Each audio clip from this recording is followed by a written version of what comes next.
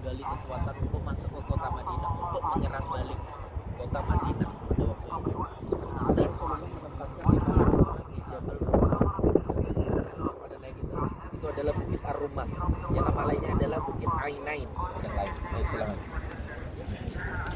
Jabal Uhud, Jabal Uhud. Pergi umroh. Insya Allah tahun depan anak saya. Tahun depan. Kalau kita lihat ya, terlepas itu atau ini, tapi yang pasti di sini 70 sahabat dikuburkan tanpa ada batu nisan karena memang sudah nyampur pada waktu itu ya. Terus kemudian sudah kena banjir lokasi ini, bahkan di tahun 97 pernah terangkat jasad yang menurut riwayat dikatakan itu adalah jasadnya Sayyidina Hamzah. Masalah antusias.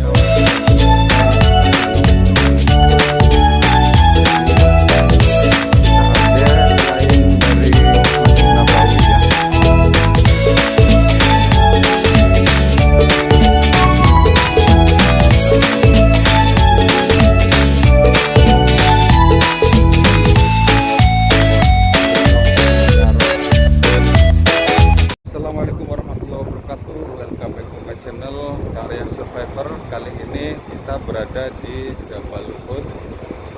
Ini dia bareng jamaah Sam Travel dari Desa Wangu, Kedungwungu, Lonyot, Longadem,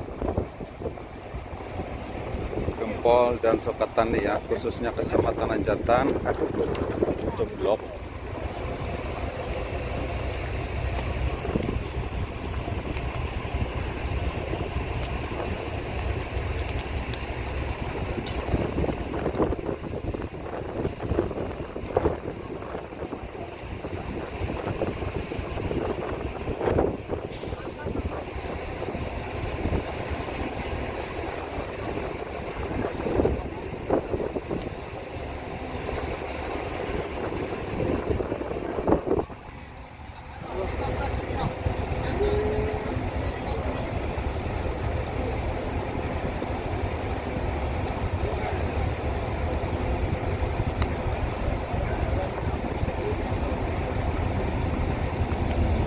Ya, ini dia Jabal Uhud. Ayo be, ini dia dua sejoli.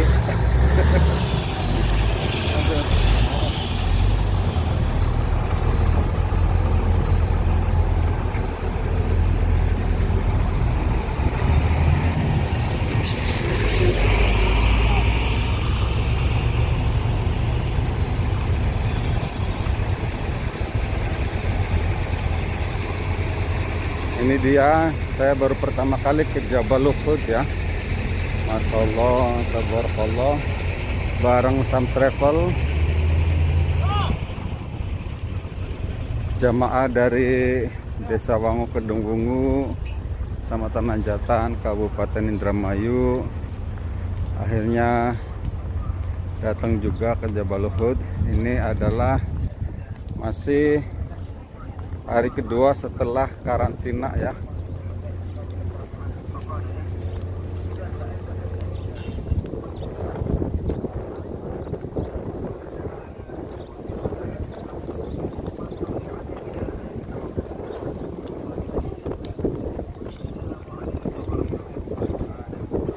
Nampak juga ada rombongan yang lain gitu ya.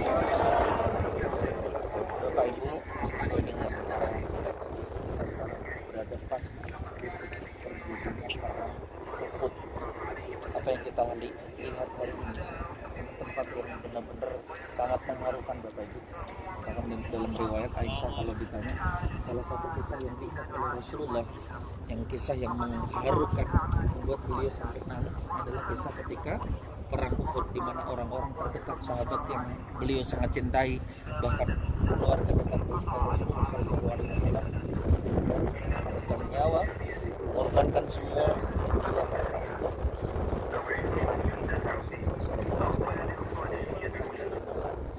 ketika Rasulullah itu mimpi yang membuat Rasulullah merasakan akan datang sesuatu yang membuat beliau sedih.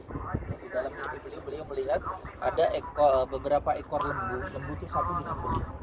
Kemudian yang kedua beliau melihat mata pedang. Kalau pedang kan ada pedangnya itu patah. Mimpinya berulang. Dan beliau merasa pada keluarga para sahabat kita.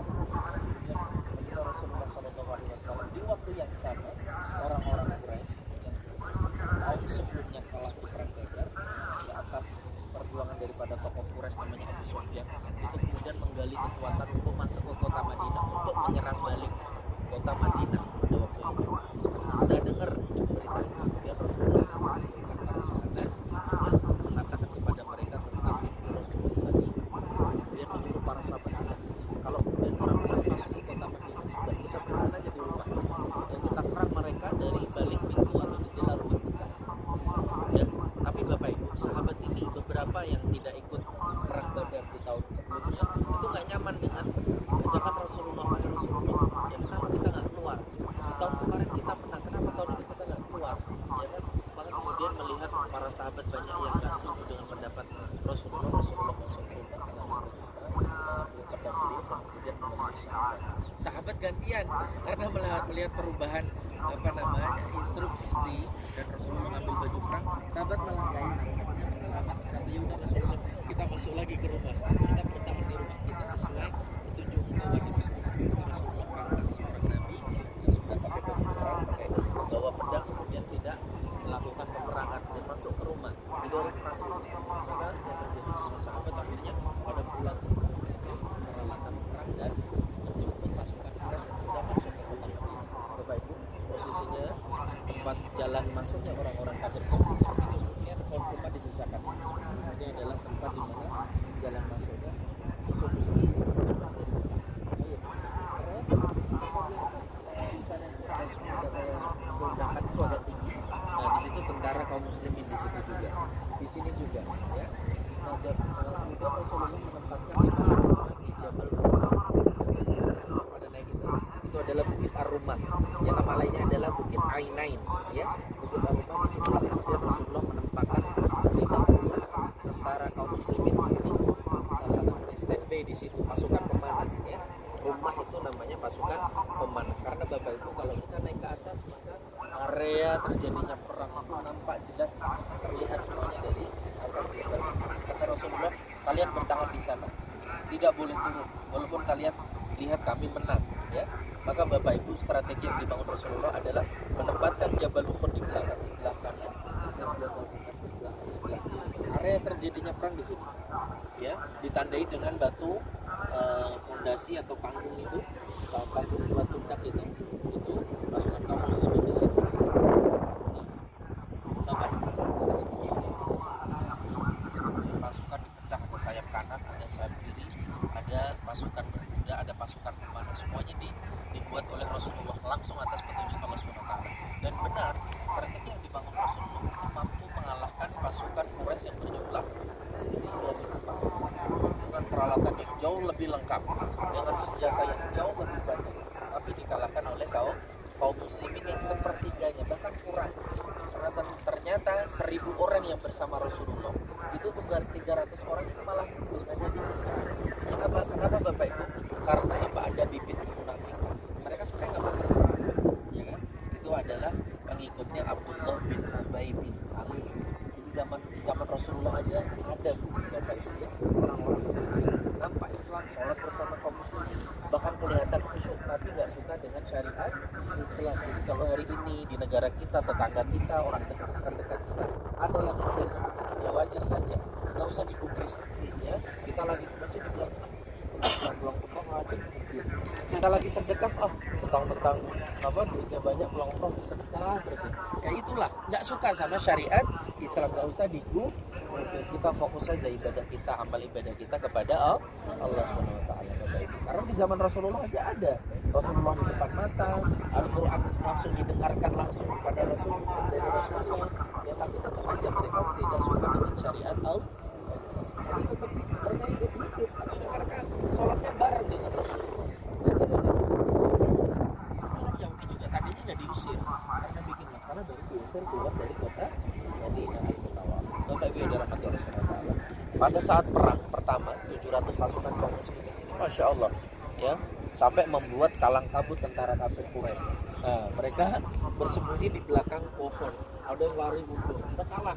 Bendera mereka itu sudah jatuh. Setiap dipegang, ganti orang ditebas. Setiap ganti orang ditebas sampai benderanya jatuh. Jatuhnya bendera Panji itu menandakan kalau mereka dan memang benar mundur semuanya. Tapi ada satu pasukan yang nggak ngapa-ngapain, ngawasin aja pasukan mudanya Khalid bin Walid. Tapi di sebelah saya akan berbalik, ya, di parkiran bus sekitar situ. Itu adalah pasukannya Khalid bin Walid. Jadi posisinya di sini ada Jabal Rumah, di sebelah Jabal Rumah itu ada kali. Tadi kita lihat kalinya. Kali itu adalah Wadi Qonan. Wadi Qonan. Nah, kemudian para sahabat yang pada waktu itu melihat tentara kafir Quraisy sudah lari terombang langsung, balik lagi mau pulang ke Mekah. Terus mereka meninggalkan bekal-bekal para mereka, ghanimahnya ditinggalan, harta-harta mereka tinggalan. Udah nggak peduli lagi, yang penting selamat.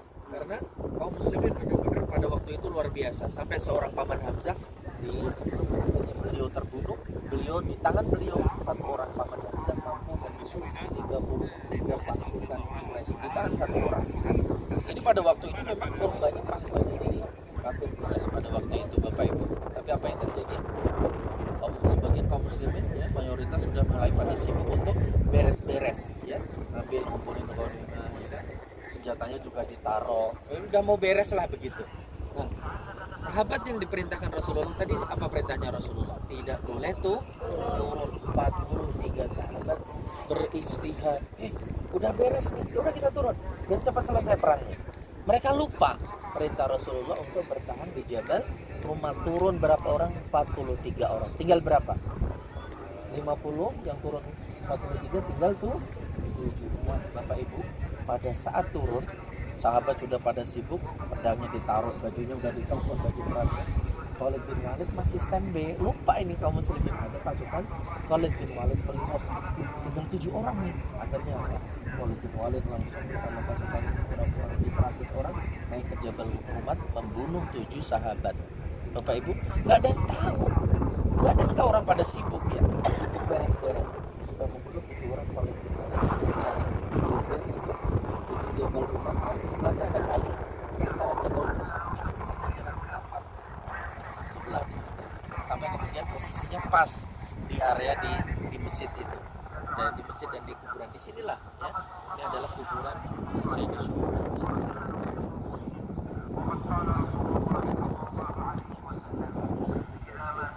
yang pada saat itu sedang tidak siap, harusnya menang, akhirnya apa? Habis, ya nggak semua, tapi sangat banyak. Coba bayangin, tentara 700 yang meninggal 70 sahabat, kan banyak sekali yang meninggal. Dan luar biasa, yang meninggal itu orang-orang yang sangat dekat dengan Rasulullah. Di antaranya adalah Sayyidina Hamzah, ada Mus'ab bin Umair, ya, ada Abdullah bin Jahsy, ya kan, ada Hanzalah, ya. Banyak sekali para sahabat senior yang akhirnya wafat pada saat perang Uhud. Luar biasa kisah, ya, luar biasa. Baik Bapak Ibu, kita akan mendekat ke Maqbarah. Nanti saya tunjukkan di mana posisi paman Sayyidina Hamzah dikuburkan. Ini Masya Allah, tempat yang kita datangi saat ini sudah dirapikan. Dulunya tempat ini Masya Allah berantakan, ya. Sekarang sudah dirapikan, ditata rapi. Alhamdulillah, Bapak Ibu bisa melihat langsung. Kita akan berziarah, kita tunjukkan di mana kuburan Sayyidina Hamzah dan para sahabat yang lain. Baik, silakan. Jabal Uhud. Oke, saiki bareng Kang Maruf sing Desa Kedungu. Ya. Bos Pronggol Blekotekan, Ya. sapa sing mar belanja Ayo, kebutuhan ayo. kanggo motor. Terus Mangga. mangga dateng ning Ya. Ronggol Wanguk, Desa Kedunggungu ya. Iya. Maring Prapatan Melayu Ngulon. Ayo ngulon. Pribe apa rane ora seneng ora wis nyampe nih kene Jabal Luhut. Seneng nemu laka-laka. Makanya balik ke Komanding bulan Arab. Bulan Arab balik ke. Oh bayi sing cilik ya priwe kelangan ora. Aduh. Makanya balik ke bulan Arab. Akhirnya ketemu karo bos Bronggol kekotekan. Oke, mudah-mudahan sawise balik ning kampung usahane tambah maju. Amin, amin. Ben bisa miang maning tahun ngarep bari bojone. Ya, dari anak-anaknya. Masyaallah. Sekedar informasi, kalau butuh sesuatu untuk peralatan motor, underdeal, spare part, Ya. bisa datang ke toko Mang Ao. Desa Wangu Kedunggungu ya. Apa harane ini ka tukang bakso naik pergi umroh saiki bos ayam pergi umroh ya. Terus bos Pronggol pergi umroh. Insya Allah tahun depan anak saya. Tahun depan anaknya ya be. Masya Allah. Makam ya. Ini area Jabal Luhut. Masya Allah.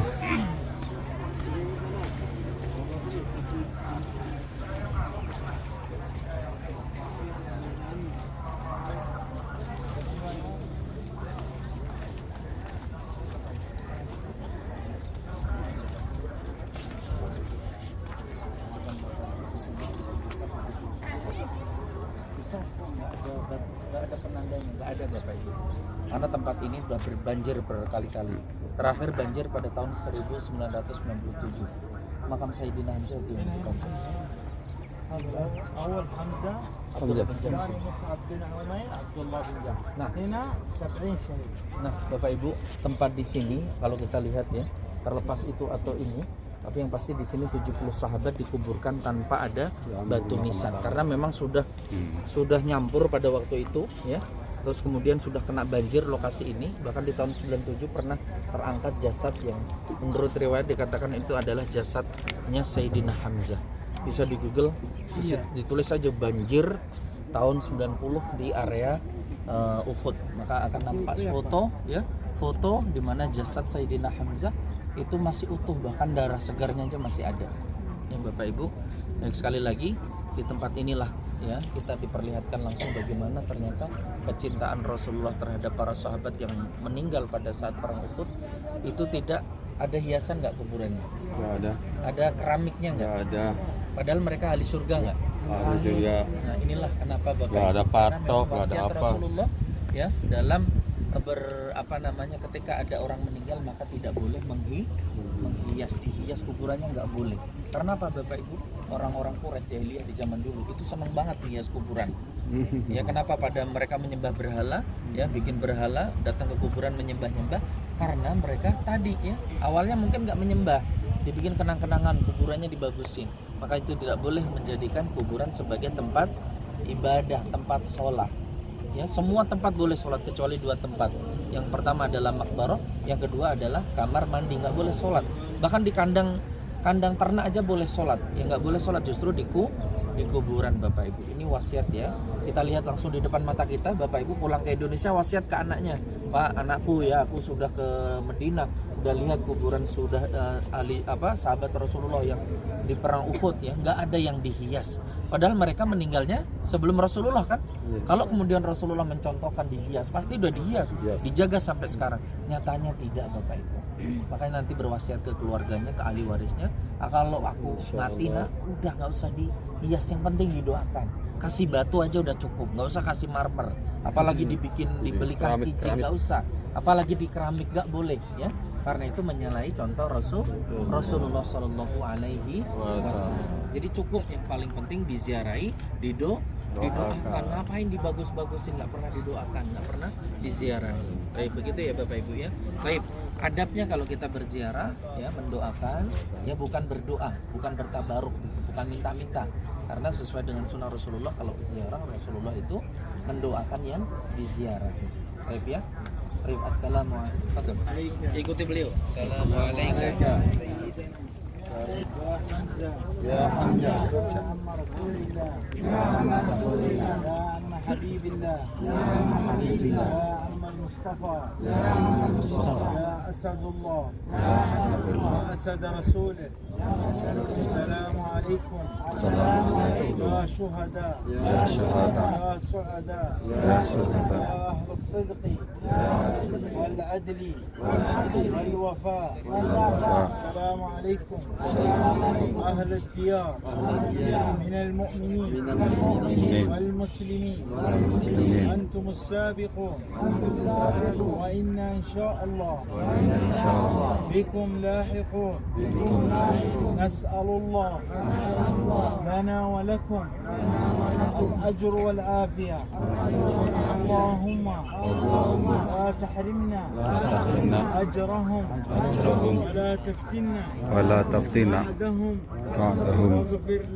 واغفر لنا ولهم وجميع المسلمين وانصرنا مع الشهداء والسعداء والمجاهدين في سبيل الله برحمتك يا أكرم الأكرمين يا رب العالمين Ya Rabbal Alamin. Baik, Bapak Ibu. Oke, demikian video vlog kali ini dari Jabal Uhud bareng jamaah saking Desa Kedungwungu, Banguk, Lonyot, Sokatani, Gempol dan sekitarnya, khususnya Kecamatan Anjatan. Dari Jabal Uhud, Kang Rian Survivor undur diri, kurang lebihnya mohon maaf. Jangan lupa like, subscribe dan komen. Tidak kurang-kurangnya saya selalu mendoakan semoga para subscriber dan viewers dimudahkan rezekinya, panjang umur, bisa berkunjung ke Tanah Suci, menjalankan ibadah umroh dan haji. Ayo Kamaru pang tutup. Oke, priwe salam-salam me. Ya salam wasir dulur ning Banguk Anjatan, semoga pada nyusul Kanggo umroh. kanggo sahabat Facebook. Iya. Yakin enak temenan. Kage. Yakin lo kelawan enak temen. Ah, Temenan nyung ya. Lamun duit maning makat maning. Doakan abe. Masya Allah. Oke, wassalamualaikum warahmatullahi wabarakatuh. See you in the next video. Bye bye.